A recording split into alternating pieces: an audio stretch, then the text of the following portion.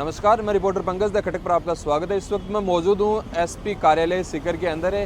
कल आपने एक वीडियो देखा होगा जो तेज़ी से ही वायरल हो रहा था, जिसके अंदर कुछ युवक है, एक युवक के साथ मारपीट कर रहे हैं और उसकी गाड़ी को भी है वो तोड़फोड़ कर रहे हैं। बात करें तो ये घटना कल शाम की है, गणेशम रेजिडेंसी के पास की ये घटना है, जिसमें एक युवक डाकां के डाणी निवासी हरीश खिचड़ के साथ ये घटना घटती है, जिसमें कुछ बदमाश लोग कैंपर बुलेरो गाड़ियों के अंदर भरकर आते हैं। दर्जन से अधिक संख्या के अंदर वो लोग आते हैं। उसके बाद उस हरीश खिचड़ के साथ वो मारपीट करते हैं और कैंपर की टक्कर से जो उस पीड़ित की गाड़ी थी हरीश की, उसको भी तोड़ने का है वो काम वो बदमाश करते हैं। उसके बाद उसको वहाँ मौजूद लोगों के द्वारा हॉस्पिटल के अंदर भर्ती कराया जाता है। बताया जा रहा है उसके पैर और हाथों में बहुत सारे फ्रैक्चर हैं, वो आए हैं। उसके बाद तमाम शाम भर से ही आरएलपी के जो कार्यकर्ता हैं वो हॉस्पिटल के अंदर मिलने का है वो कार्यक्रम वो स्टार्ट हो जाता है। और जब इस घटना का पता आरएलपी सुप्रीमो हनुमान मेरीमान को लगता है, तब वो फ़ोन के माध्यम से है यहाँ के एसपी और डीआईजी से भी है बात करते हैं, और जिन लोगों ने इस घटना को अंजाम दिया है, मारपीट में जो आरोपी हैं, उनको जल्दी से जल्दी है गिरफ्तार किया जाए और उन पर कठोर से कठोर कार्रवाई है वो की जाए। सीकर जिलाध्यक्ष महेंद्र डोरवाल आरएलपी के जो अध्यक्ष हैं, उनके द्वारा एसपी को है ज्ञापन दिया गया है और 21 तारीख तक है उन सभी आरोपियों को है गिरफ्तार करने की है मांग रखी गई है कि जल्द से जल्द उनको गिरफ्तार किया जाए। यदि 21 तारीख तक उनको गिरफ्तार नहीं किया जाता है तो 22 को बड़ी संख्या के अंदर सीकर भर में आंदोलन है वो आरएलपी के कार्यकर्ता करेंगे। सीकर में लगातार ये घटनाएं जो घट रही हैं, मारपीट की हो चाहे मर्डर वगैरह की घटनाएं हो, इनसे दहशत, क्योंकि सीकर जो है शिक्षा नगरी और इस तरह यहाँ का माहौल जो ख़राब हो रहा है वो बड़ा ही चिंतनीय विषय। आने वाले समय में देखना रहेगा पुलिस के द्वारा क्या कुछ कार्रवाई है, ऐसे जो केस डेली आ रहे हैं उन पे होती है। और ये जो आज का मुद्दा था जो कल घटना घटी, उसमें एसपी के ज्ञापन सौंपा और विभिन्न मांगे हैं जिनको लेकर आरएलपी कार्यकर्ताओं को आश्वस्त किया गया है कि जल्द से जल्द कार्रवाई है उन आरोपियों पर है की जाएगी।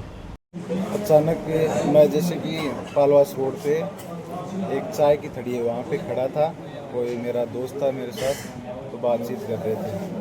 इतने में अचानक गाटर लगी हुई, एक टेपर साथ बोलेरो और एक कैंपर गाटर लगी हुई अचानक से आई और मेरे पे हमला कर दिया। तो मेरा साथी था, उसको मैंने बोला तू तो भाग जा। मतलब मैं जनरली शुरू से ऐसा माइंड सेट है कि भागना मेरे से नहीं होता है, ऐसे ही देखी जाएगी, ऐसे मतलब कर लेता हूँ, हर हद पे कर लेता हूँ, चाहे चोट लगे चाहे मतलब कुछ भी हो। तो उस समय मैं नहीं भागा, फिर मैं गाड़ी से नीचे उतरा, खुद ही उतरा तो वो फिर देन मार पीट करने लग गए। तो उसमें कितने लोग थे वहाँ पर? उसमें लगभग जैसे गाड़ियों में बैठे थे, गाड़ियों के टक्कर दे दे के गाड़ी तोड़ने वाले तो 2-4 अलग रह गए गाड़ियों में, और लगभग 15 जने रेंजर और राइजर पाइप होती है वो पाइप लेके मेरे पे हमला कर रहे थे बराबर। तो आसपास में भीड़ वगैरह नहीं थी क्या? लोग मौजूद नहीं थे क्या? नहीं, आसपास में भीड़ वगैरह नहीं थी। तो जैसे एक दो जने थे, वो बेचारे बुजुर्ग टाइप थे, तो वो देख रहे थे, उनको तो क्या ही बोल रहे हैं, वो तो बेचारे उस अवस्था में उस परिस्थिति में नहीं आ सकते थे। तो उसके साथ में कोई और भी हथियार थे क्या जो हमलावर थे उनके हाथों में?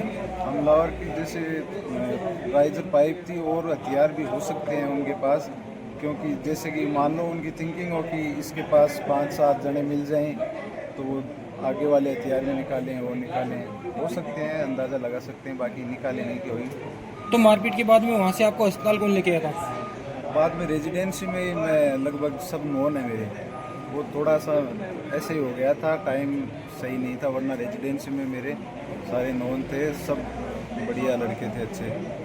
तो उनमें से जो एक साथी था मेरा, उसको मैंने बोला तू चला जा, तो वो भाग गया। फिर उसने डायरेक्ट 7वें फ्लोर पे जाके चाबी लेके आया गाड़ी की, फिर एंड टू एंड गाड़ी लेके मेरे पास रोकी और मेरे को गाड़ी में लेके 2-3 जने और एसके हॉस्पिटल ले गए। तो आपसे बड़े पुलिस अधिकारी भी मिलने आए थे, उन्होंने क्या आश्वासन दिया अभी आपको? उन्होंने डायरेक्टली मेरे से कोई बात नहीं की, वैसे जो मेरे आरएलपी टीम के कार्यकर्ता हैं जो भी है सपोर्टिव है, उनसे पूरी बातचीत की, उनको मैंने पूरा नाम पता सब दे दिया था, मैं मेरे से बात नहीं की उन्होंने, तो उन्हें ये सब पता है कि क्या बात हुई क्या नहीं। नहीं सहेंगे, नहीं सहेंगे, नहीं सहेंगे।